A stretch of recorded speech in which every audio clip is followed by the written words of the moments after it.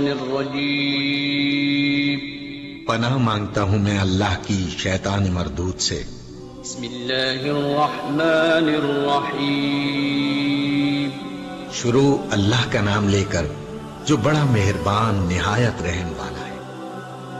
ومن أظلم ممن منع مساجد الله أن يذكر فيها اسمه وسعى في خرابها ومن أظلم ومن اور کون شخص اظلم بڑا ظالم ہو سکتا ہے ممن بنسبت اس شخص کے منع مساجد اللہ جو روکتا ہے اللہ کی مسجدوں پر ان یذکر فیہا اسمہ کہ اس میں اللہ کا نام نہ لیا جائے وسعی فی خرابها اور اس کو ویران کرنے کی کوشش کرے۔ اولئک ما کان لهم ان يدخلوها اولئک یہی ایسے لوگ فرمایا یہی وہ لوگ ہیں ما کان لهم ان يدخلوها کہ ان کو یہ حق نہیں پہنچتا کہ وہ مسجدوں کے اندر داخل ہوں الا خائفین مگر ڈرتے ہوئے لهم فی الدنیا خزي ان کے لیے دنیا کے اندر رسوائی ہے ولهم فی الآخرۃ عذاب عظیم اور آخرت کے اندر ان کے لیے زبردست عذاب ہوگا۔ اوپر یہود و نصارہ اور مشرکین عرب تین گروہوں کا ذکر آیا۔ یہ تینوں گروہ کسی نہ کسی زمانے میں کسی نہ کسی شکل میں اللہ تعالیٰ کی عبادت گاہوں کی بے حرمتی کی مرتکب ہوئی ہے۔ مثلاً عیسائیوں نے شاہ تحتوس کے زمانے میں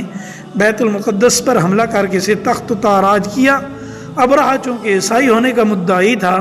وہ بیت اللہ پر حملہ کر کے اسے ویران کرنے کی کوشش کی۔ مشرکین مکہ مسلمانوں کو مسجد حرام میں نماز پڑھنے سے روکتے رہے۔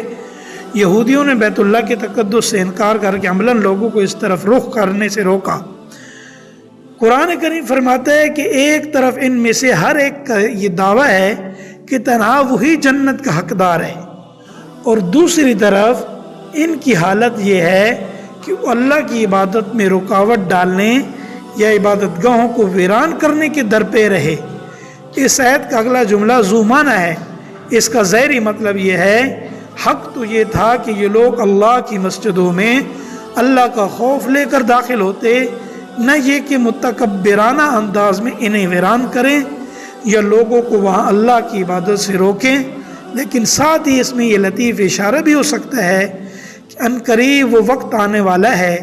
جب یہ متکبر لوگ جو اللہ کی مسجدوں سے لوگوں کو روک رہے ہیں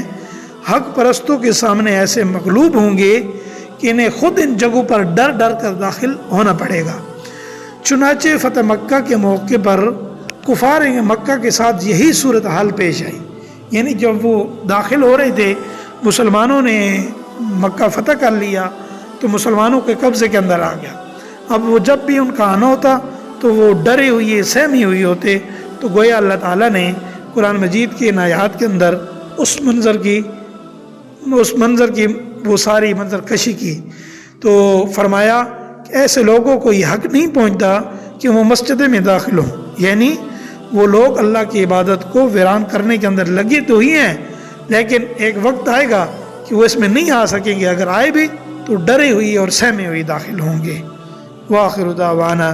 ان الحمد للہ رب العالمین۔